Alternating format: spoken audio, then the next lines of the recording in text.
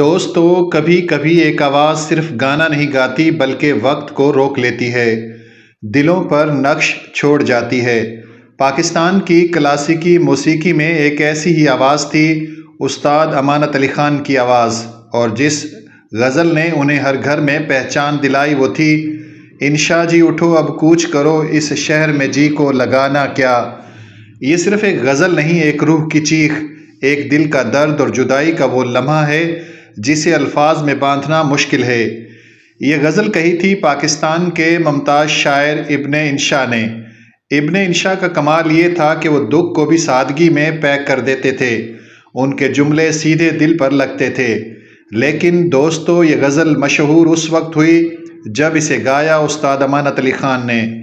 کہتے ہیں کہ جب امانت علی خان نے پہلی بار یہ غزل سنی تو خاموش ہو گئے، بس ایک ہی جملہ کہا، یہ غزل تو جیسے میرے دل کی آواز سے۔ شاید اسی لیے جب انہوں نے اسے اپنی آواز میں ڈھالا تو ہر لفظ تڑپ اٹھا۔ امانت علی خان کا تعلق پٹیالہ گھرانے سے تھا، گائے بغیر ان کا دن نہیں گزرتا تھا۔ ان کی آواز میں ایک سادگی، درد اور ٹھہراؤ تھا، ایسا کہ سننے والا لمحوں میں ان کی دنیا میں کھو جائے۔ لیکن دوستو، ان کی زندگی میں درد بہت تھا۔ جوانی میں ہی ان کی صحت کمزور رہنے لگی، دل کے مسائل نے انہیں ہمیشہ پریشان رکھا۔ کہتے ہیں کہ وہ اکثر تنہائی میں بیٹھ کر اداس دھنیں چھیڑتے تھے۔ اسی لیے جب انہوں نے انشا جی اٹھو گایا تو غزل صرف گائی نہیں گئی بلکہ اس میں جان ڈالی گئی۔ اس غزل کے بول تو سادہ ہیں، لیکن جب امانت علی خان گاتے ہیں اب کوچ کرو تو ایسا لگتا ہے جیسے کوئی اپنے دل کو سمجھا رہا ہو اور کوئی زبردستی خود کو حالات سے نکال رہا ہو۔ پھر وہ مصرع، اس شہر میں جی کو لگانا کیا، یہ صرف لفظ نہیں رہتے، ایک تجربہ بن جاتے ہیں۔ دوستو، اس غزل کی ایک خاص بات یہ ہے کہ اسے سننے والا ہر شخص اپنی زندگی کے کسی نہ کسی دکھ کو اس میں پہچان لیتا ہے۔ یہ غزل ایک جدائی کی کہانی ہے، ایک بچھڑنے کی بے بس کوشش اور ایک تھکے ہوئے دل کی آخری آہ۔ بہت کم لوگ جانتے ہیں کہ یہ غزل پہلی بار ریڈیو پاکستان لاہور سے نشر ہوئی۔ جب امانت علی خان نے ریکارڈنگ کروائی تو اسٹوڈیو میں موجود سب لوگ ایک دم خاموش ہو گئے۔ ریکارڈنگ ختم ہوئی تو کمرے میں چند لمحے سناٹا رہا، کسی کو بولنے کی ہمت نہ ہوئی۔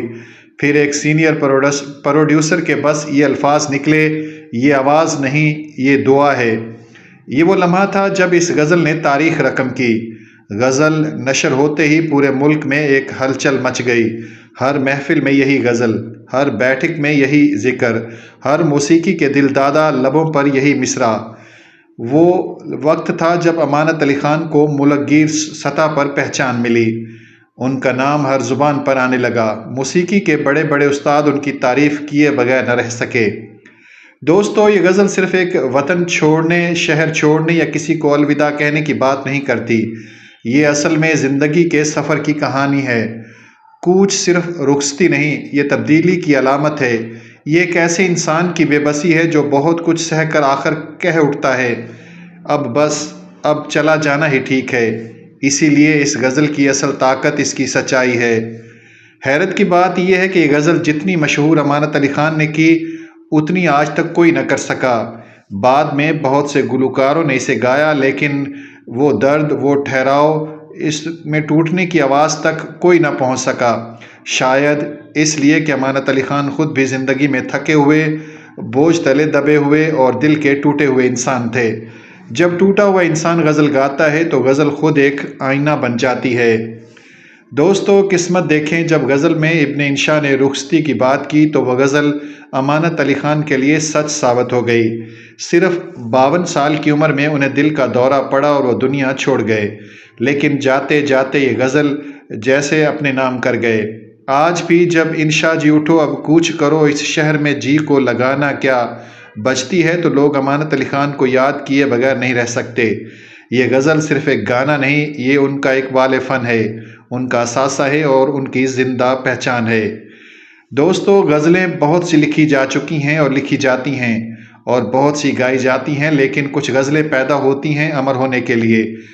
انشا جی اٹھو اب کوچ کرو ایسی ہی ایک غزل ہے، ابن انشا نے لکھ کر امر کر دیا اور استاد امانت علی خان نے گا کر اسے امر کر دیا، اور سننے والوں نے اسے اپنے دل کی گہرائیوں میں محفوظ کر لیا۔